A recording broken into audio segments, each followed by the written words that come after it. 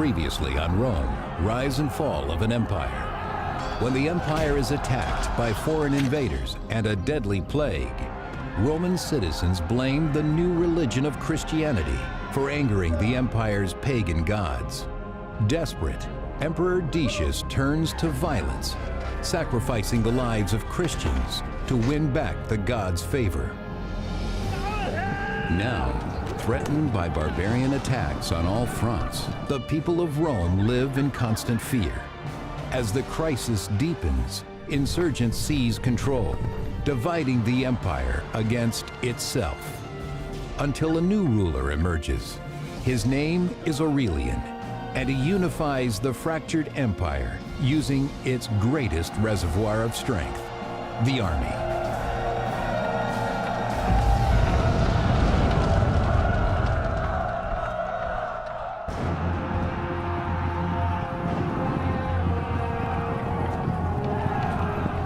By the middle of the 3rd century, the Roman Empire is huge and relies on distant, isolated legions to protect every far-flung province.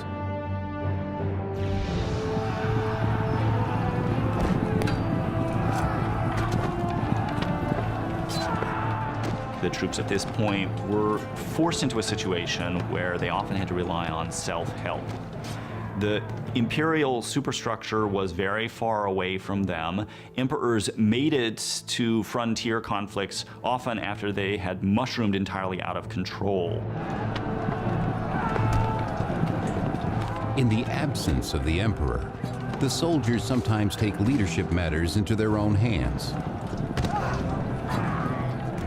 The emperor can't be there, so there's a bit of drift, and so somebody arises who is able to do the job for him, and probably will call themselves an emperor in order to rally local support, to beat back the barbarians who are threatening the integrity of the provinces. Having dared to raise their own emperors, the powerful border armies now declare independence from Rome. As these armies break away on the eastern and western frontiers, forming their own empires, Rome's northern frontier is attacked by the Alemanni barbarians in 269 AD.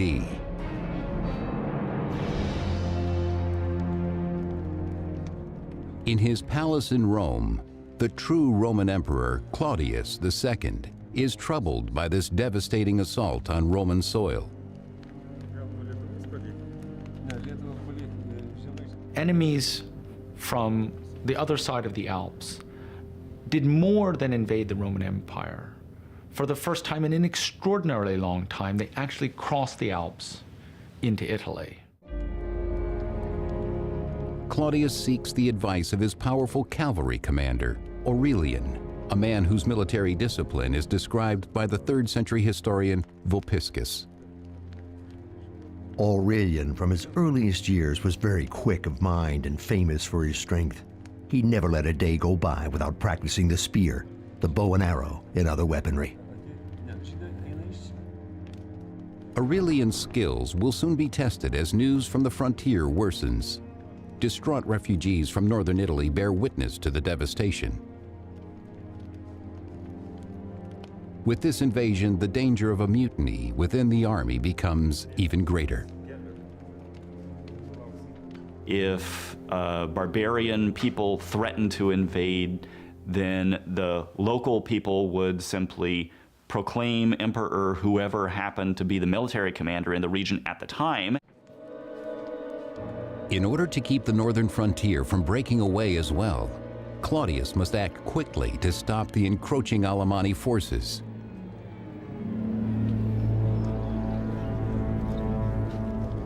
In the Alemanni camp, the barbarians celebrate, reveling in the rich spoils taken easily from a weakened Roman Empire, including Roman women and children they intend to use as slaves. We've got inscriptions, actually, which talk to us, which tell us about parties of raiders who've gone into Italy and taken lots of prisoners. So it's sort of easy pickings to some extent for these raiders. They're preying on an empire that is not at its peak at this time. The groups of Alemanni are led by powerful chieftains who ensure their warriors' loyalty by rewarding them with slaves of Roman blood. But the barbarians' greed knows no end.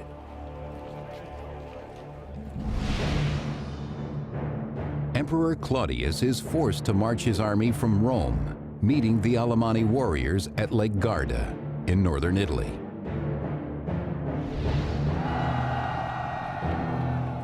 Claudius and his men face a brutal enemy, 4th century historian Ammianus Marcellinus. Rushing forward with more haste than caution, they threw themselves on our squadrons of horse with horrible grinding of teeth and more than their usual fury. Their hair streamed behind them, and a kind of madness flashed from their eyes. Emperor Claudius is also severely outnumbered, but he has a secret weapon at his side, the powerful cavalry commander Aurelian. He was known as manu ad ferrum, that is, sort of hand ready to the sword, ready to leap into action when that should be necessary. True to his name, Aurelian helps Claudius beat back the Alemanni, killing half their force and driving the rest back over the Alps. And in an effort to better secure Italy from future barbarian attacks, Emperor Claudius and Aurelian travel to the Balkans to increase the military presence there.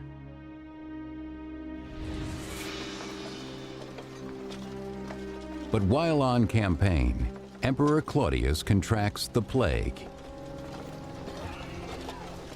Claudius's reign was short. He ruled from 268 to 270. He had a signal military success in the year 269, heavily advertised at the time and much talked about later. But this success, the defeat of the Alemanni, is not enough to restore the empire. As Emperor Claudius's life slips away, it is clear that this task must fall on his trusted general, Aurelian.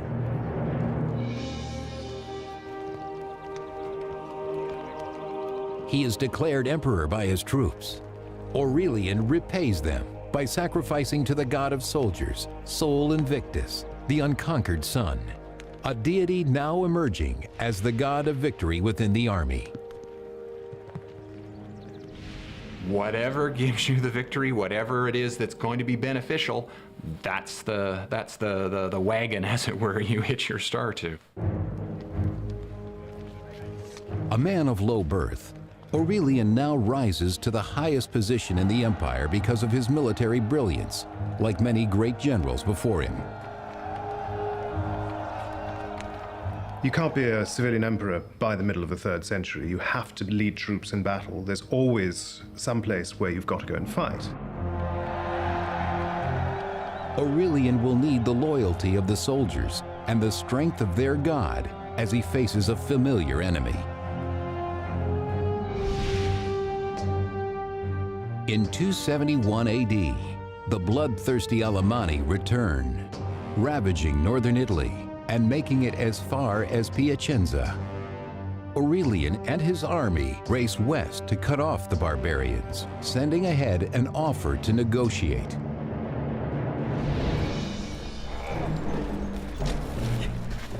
But the Alemanni have other plans. He invited the barbarians to give themselves up, but reportedly they replied that they were free men and they could show him how free men can fight. Sure enough, at dusk, in the wooded area south of Piacenza, they ambushed the Roman army, which suffered heavy losses. In the forest, the Roman soldiers are no match for the barbarians. Why was an ambush such a successful tactics against Roman troops? And largely the answer lies in the form of organization of the Roman armies. They were trained, the discipline consisted in training them to actually fight a line, in a formation. And evidently you can do so only when the conditions are met where you can develop that formation, which is not the case in a wooded area. Needless to say, the barbarians knew that. Caught in a wooded trap, the Roman army is thrown into confusion and routed. For Aurelian, the defeat is devastating. The troops are, in some ways, very loyal to their own commanders, but they're also very fickle. So if an emperor is winning, they are happy to support him. Once an emperor starts to lose, then he's almost certainly done for. Aurelian rallies what troops have survived, praying that they will remain loyal. He needs them now more than ever to keep the Alemanni from reaching the city of Rome. When Rome's frontier armies break away from the rest of the empire, Emperor Aurelian's legions are left helpless against the fierce Alemanni barbarians now heading into the heart of Italy.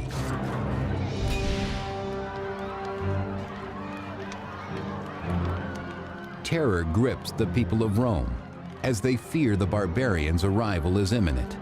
Desperate, many flee the city. The defeat of the Roman army, or Aurelian's army, created panic in Rome because there was no serious force to stand between the barbarians and the city.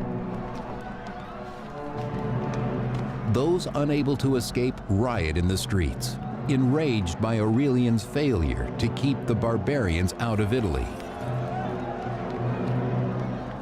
The population of Rome does seem to have understood that becoming a vast city in the midst of an empire whose armies were concentrated at the frontier left them, as it were, peculiarly vulnerable if an army were actually to make it into Italy. But before the Alemanni warriors can reach the capital, Aurelian is finally able to cut them off at Fanum, 180 miles from Rome.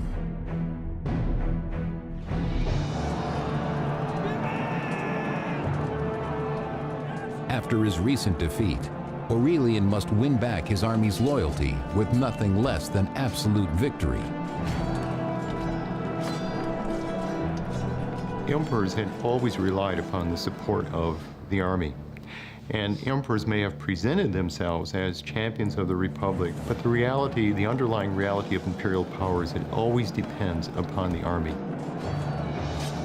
Together, Aurelian and his soldiers teach their barbarian foes a lesson in Roman discipline. They learned now that whenever there was an opportunity for the Roman army to develop in tight formation, they had no chance.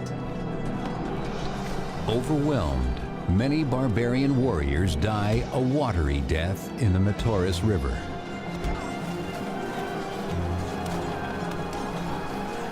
Aurelian's victory drives the Alemanni from Italy at last.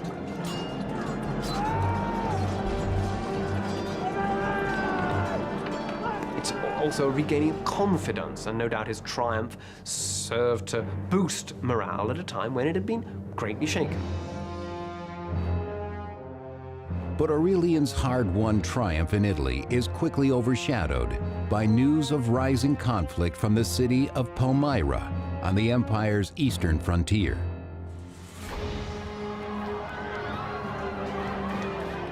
For more than 10 years, beginning well before Aurelian's reign, foreign invaders struck hard against Rome's eastern provinces, including Palmyra, threatening to break through the weakening border. And this ongoing flow of populations, some of whom were highly militarized and used quite different tactics than the Romans were used to, caused very profound problems in the eastern provinces.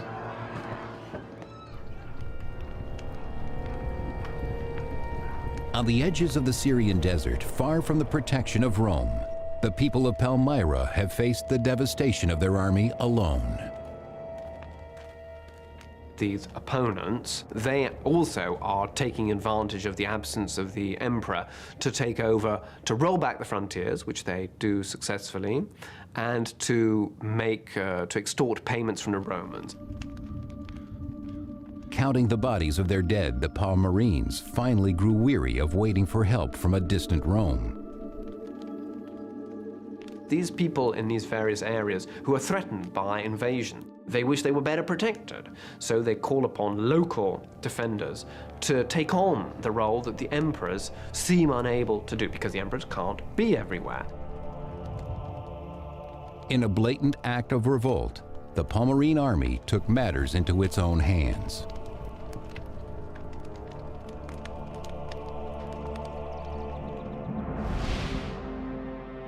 As a result, for the past decade, the eastern provinces have called themselves the Palmyrene Empire, breaking away from Rome. Now they make a direct threat against Emperor Aurelian by taking the fertile Roman land of Egypt.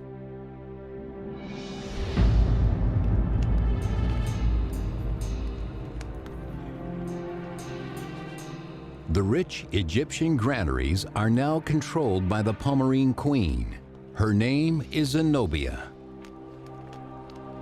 You're fascinated by this figure of a woman of the East wielding such control, perhaps a latter-day Cleopatra type. And incidentally, I mean, she did try to associate herself with Cleopatra. When they took over Egypt, she sought to sort of establish a connection in order to reconcile the Egyptians to her rule. With Egypt under her thumb, Zenobia basks in her power, ordering the granaries to stop shipments of grain to Rome, cutting off one of the empire's main sources of food. Italy was, of course, the affective heart of the empire. It was where the empire began. But Africa and Egypt had long been the breadbasket of the empire. That's where the agricultural wealth was concentrated. Queen Zenobia, with her loyal general Zubdus at her side, now holds the empire's grain hostage, sending a clear message to Rome that the Palmyrenes are powerless no more.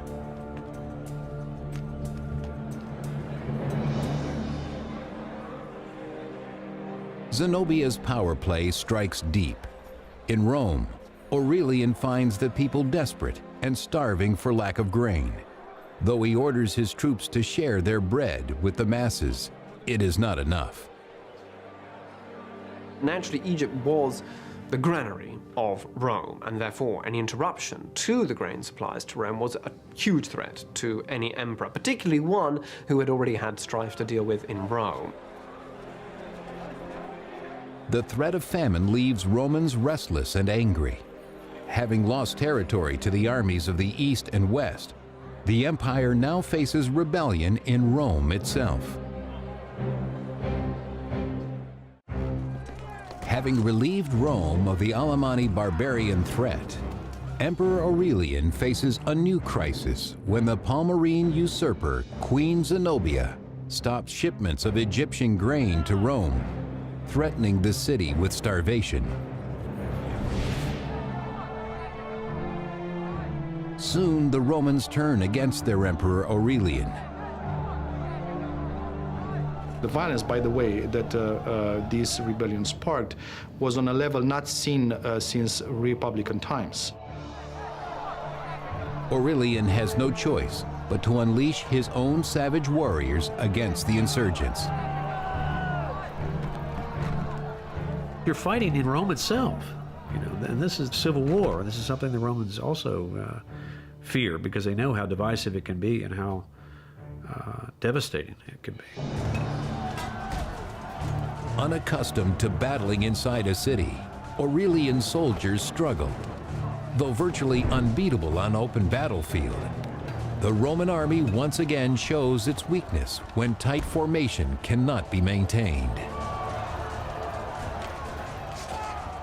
The actual war, the struggle itself, would have been in an urban context. And of course, for the Roman soldiers involved at Aurelian's disposal, this must have been highly unusual. I mean, ancient battles were not typically urban struggles, street by street fighting, and this is where your trained soldiers would have greater difficulty. But in the end, Aurelian puts down the revolt decisively. The 4th century historian Eutropius. Aurelian suppressed them with the utmost severity. Several noblemen he condemned to death. he was indeed cruel and bloodthirsty, and rather an emperor necessary for the times than an amiable one.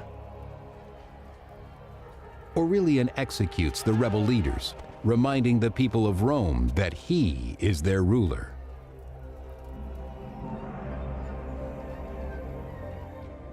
The emperor has crushed the resistance. He now rebuilds the city walls against external forces. Rome will be strong and safe in his hands. In the aftermath of the military crisis in northern Italy, at the start of his reign, the Emperor Aurelian provided that the city of Rome should be outfitted with a new set of walls. This was the first significant, really significant new set of walls built for the city of Rome since nearly 1,000 years before. Aurelian now turns to the crisis of the Palmyrene Empire. He must secure his grain supply in order to avoid famine in Rome. His dwindling bread rations will not last forever. Well, Aurelian was determined to reassert control over all areas of the empire, and so he moves east in 272 to regain control. His first target is the former Roman city of Antioch, then part of the larger region called Syria.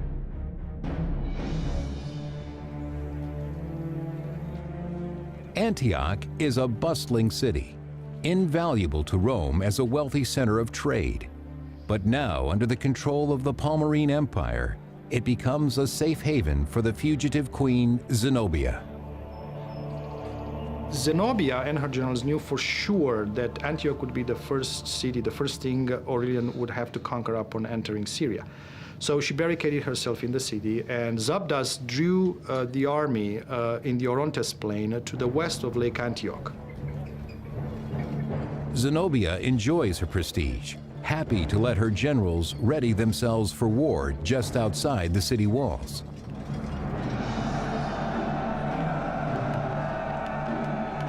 There, Zenobia's general Zabdas meets Aurelian's army on the battlefield.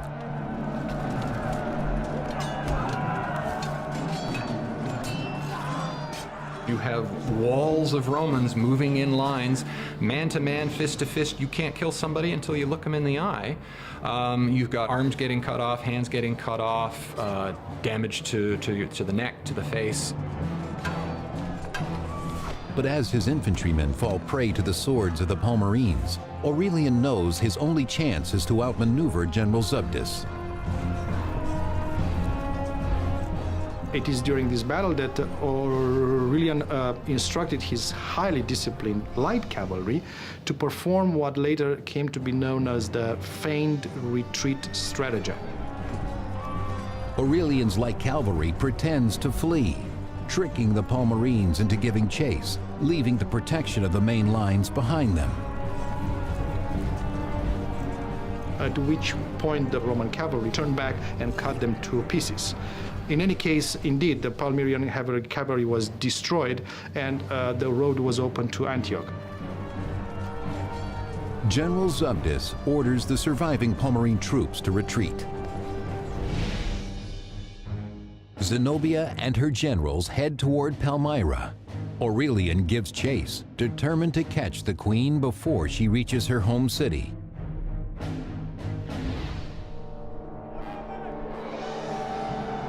But in the Syrian desert, Aurelian faces unexpected obstacles. You have to remember this is summer. It's hot in the desert. So harassed by both the hot summer and the Arab nomads that had remained loyal to Zenobia, Aurelian and his army pursued or pushed to Palmyra. But an arrow wound delays Aurelian's pursuit, giving Zenobia time to secure herself in Palmyra. Cursing his nomad attackers, Aurelian vows to capture their queen. In 272 AD, Emperor Aurelian defeats Zenobia's army at Antioch.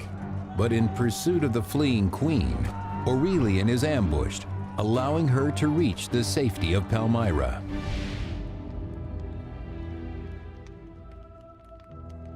Now ordered to surrender by Aurelian, who has besieged the city, Zenobia writes him a scathing rebuke in the spirit of her model, Cleopatra. Whatever must be accomplished in matters of war must be done by valor alone. You demand my surrender, as though you were not aware that Cleopatra preferred to die a queen rather than remain alive, however high her rank. Despite her bravado, the proud queen knows she is not safe for long in the city. She quickly packs for travel. Palmyra itself is not really ready for a siege anyway. They built some very hastily erected defenses, and clearly Aurelian has some support inside the city. It does not hold out for very long. Queen Zenobia and her general Zubdus slip away into the cover of darkness, eluding Aurelian again. In 272 AD, Zenobia races toward Persia, making it as far as the Euphrates River in modern-day Iraq. But Aurelian's soldiers are in hot pursuit. On the banks of the Euphrates, the queen offers the boatmen gold to cross the river, but even her desperate threats are too late to save her. She was intercepted and captured by the Roman cavalry. They took Zenobia, her advisors and generals, as prisoners of war and put them on trial. Bound to prevent escape, Zenobia knows she will soon face Aurelian.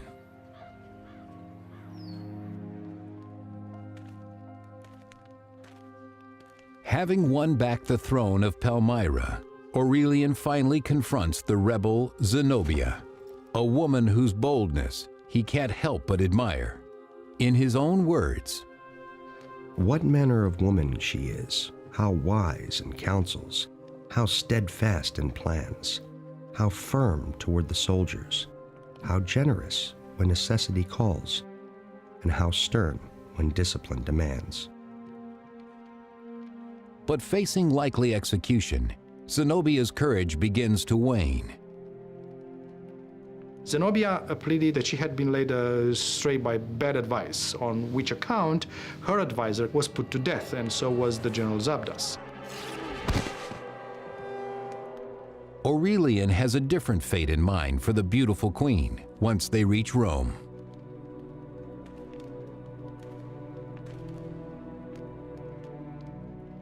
But before leaving Palmyra, Aurelian visits a temple where he will pay tribute to one god alone, the god of soldiers, Sol Invictus, who has ensured his victory on foreign soil.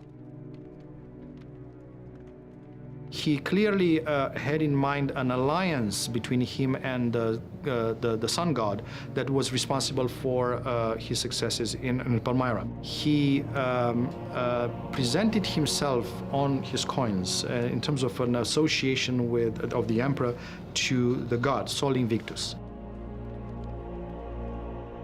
Where we're moving into this dimension of associating the emperor very closely with one particular divinity, who clearly, given the success that Aurelian had enjoyed, people might believe in.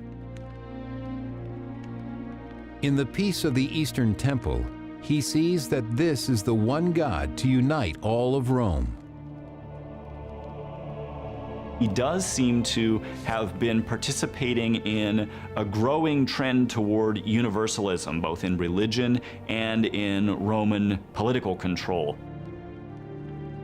Offering his own blood as sacrifice, Aurelian promises his God a nation of worshipers.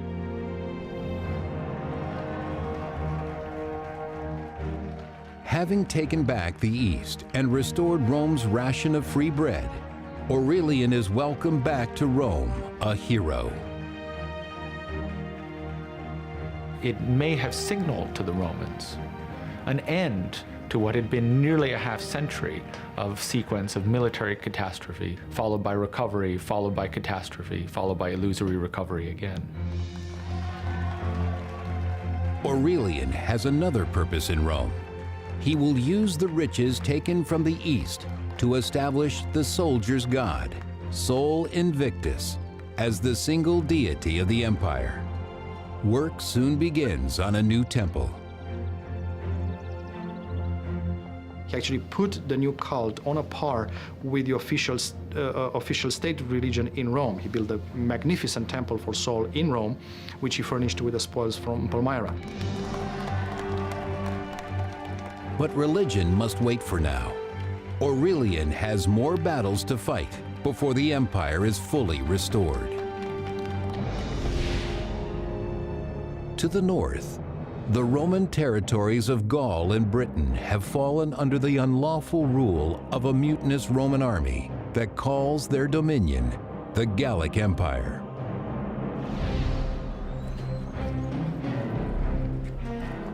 Resembling their barbarian foes more every day, the Gallic soldiers scorn Roman honor, naming the arrogant Roman general Tetricus their emperor.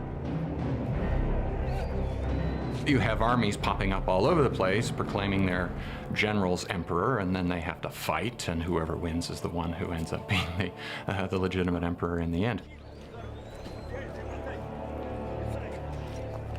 The separation of the Gallic Empire was, of course, frightening for Romans. It was a major loss. It was humiliating to have such a significant portion of the traditional Roman Empire in another man's hands. Emperor Aurelian quickly moves to take back the Gallic lands and restore the empire to its former glory. All that stands in his way is Tetricus and the Gallic army. Having defeated Queen Zenobia and recovered the east, Aurelian now vows to take back the lost territory in the west from the usurper Tetricus and unite all Romans under one god, Sol Invictus, warrior god of the soldiers. In 274 AD, the mutinous Gallic Empire encompasses both Gaul and Britain.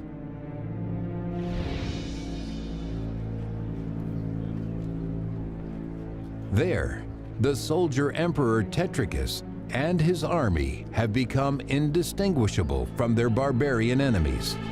Undisciplined, they revel in the torment of their prisoners. The job of soldier emperor was tremendously dangerous because they're in power only because they are proclaimed by their troops. But it's a very difficult thing once in power to maintain that, because you have to avoid internal conflicts with other potential generals who see themselves as possible emperors. Tetricus cannot show any weakness to his troops.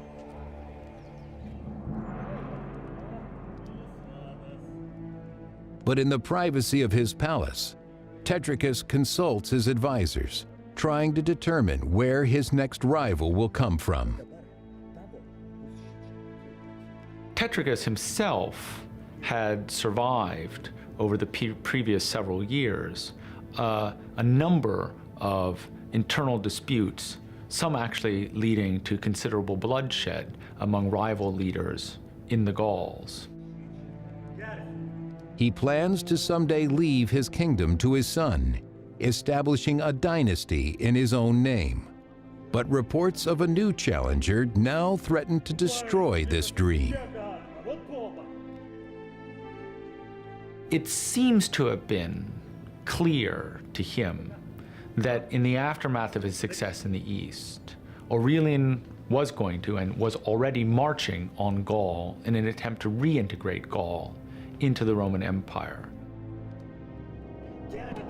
With news of Aurelian's approach, the volatile Tetricus blames his advisors, lashing out at everyone around him. In 274 AD, Aurelian marches to Chalons, Gaul, in modern-day France, to face Tetricus and win back the western territories for Rome. Aurelian and his men meet Tetricus in the forests of Chalons, where the fighting is fierce. Aurelian's army probably contained more cavalry than traditional imperial armies had up until now. As for Tetricus's army, well, there were still important legions along the Rhine guarding these areas. It would have been a battle between forces, much similar forces with similar equipment at their disposal, and therefore all the bloodier and more devastating for the armies involved. It is Tetricus's army that now bears the brunt of Aurelian's vengeance. Having dared to name another as their emperor, it is they who remain the greatest threat. Part of the crisis of the 3rd century is the importance that the army plays in choosing an emperor. This is something that's relatively new in the Roman world, and it's a result of constant warfare. The army becomes more powerful, it becomes more able to choose emperors, and it becomes more able to impose its own choice of emperors on Rome itself. Aurelian cannot allow this affront to his power. As Tetricus's army falters, Aurelian orders his troops to cut them down, showing no mercy. Some sources claim that Tetricus realized the game was up even before the battle, but it looks as though he did fight it out to the end, and it was, in the end, Aurelian who gained the victory.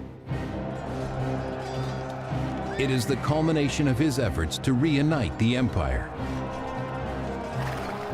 In the end, he takes the usurper Tetricus prisoner.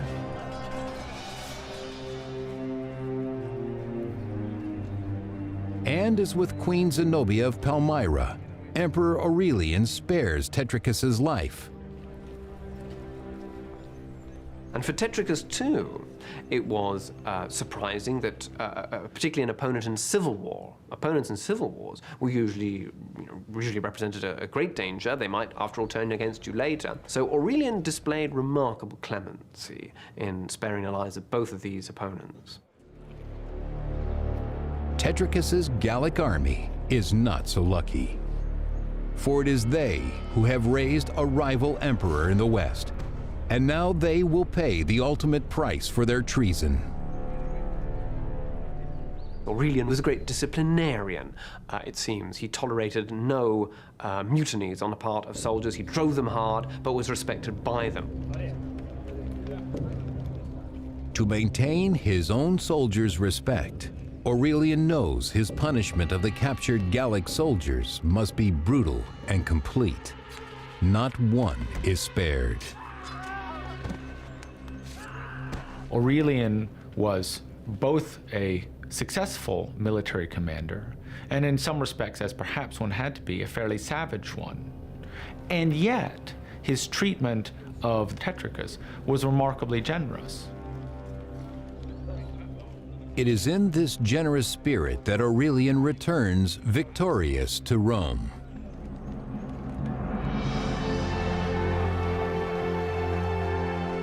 There, after 4 years of non-stop campaigning, Aurelian celebrates his reunification of the empire with a spectacular triumph parade, displaying high-ranking captives from every far-off conquest.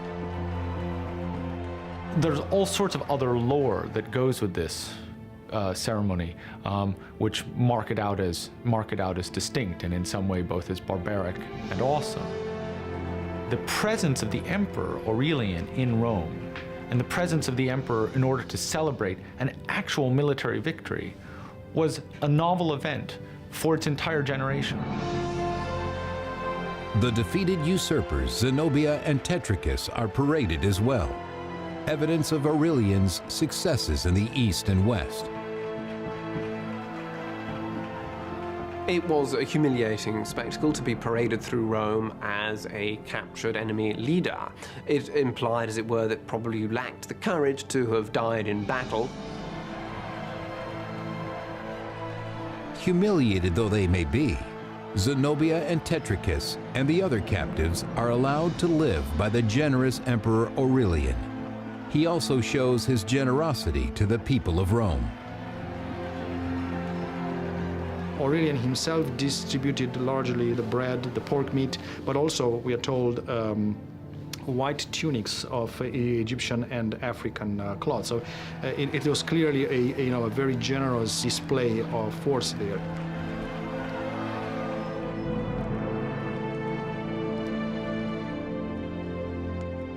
Grateful in his triumph, Aurelian consecrates the temple he has built for the god of soldiers, Sol Invictus, whose power and favor he believes have made him invincible.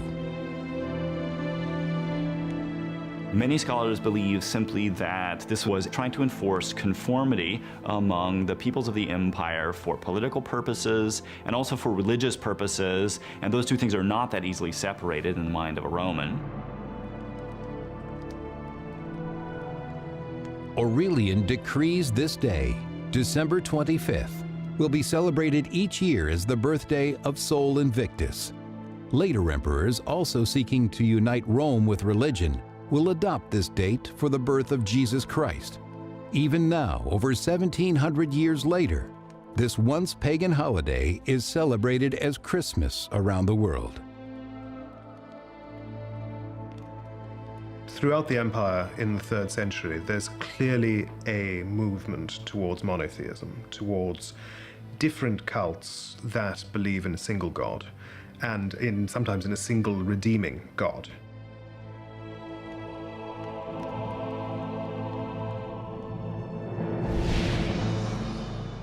The United Roman Empire now stretches from Palmyra to Britain, but in 275 AD, barbarians again wreak havoc in the east. Aurelian marches his army to Thrace to prepare for battle.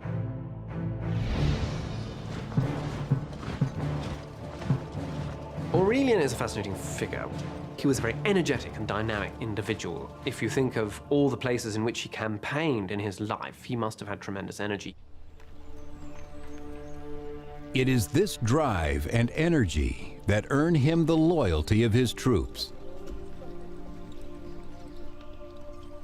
Aurelian is very successful as a military leader. He knows his troops. He works very effectively with them. I'm sure he rewards them on a regular basis. He can, I think, depend on a significant ongoing support from the soldiers. They trust him. You know, they see him as their leader. Having brought these soldiers the glory and honor of unimaginable victory, Aurelian never suspects the betrayal that festers among their ranks.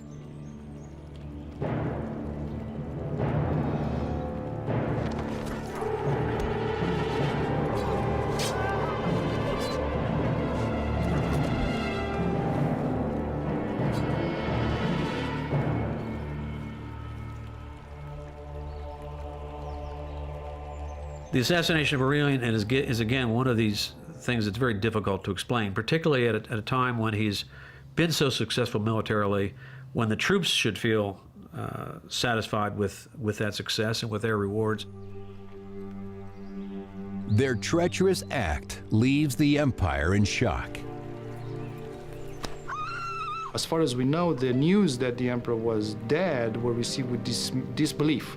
And a lot of sadness. He was buried with great pomp in a magnificent tomb at the very spot where he was assassinated. Rome mourns the loss of a great emperor, one who has saved the empire from certain collapse. I think Aurelian's importance lies in the fact that it's the beginning of the Roman recovery, of the, as it were, the central Roman machine coming back to life, and he managed to reunite the empire, to bring it all under his central control. But in the end, not even the god of soldiers could protect him from the swords of traitors. And the empire he had worked so hard to unite fragments again. Next on Rome, rise and fall of an empire. Inheriting an empire ravaged by barbarians and torn apart by rival emperors, one man will emerge victorious. His name is Constantine. Fighting under the banner of a new god, he brings unity to a divided Roman Empire.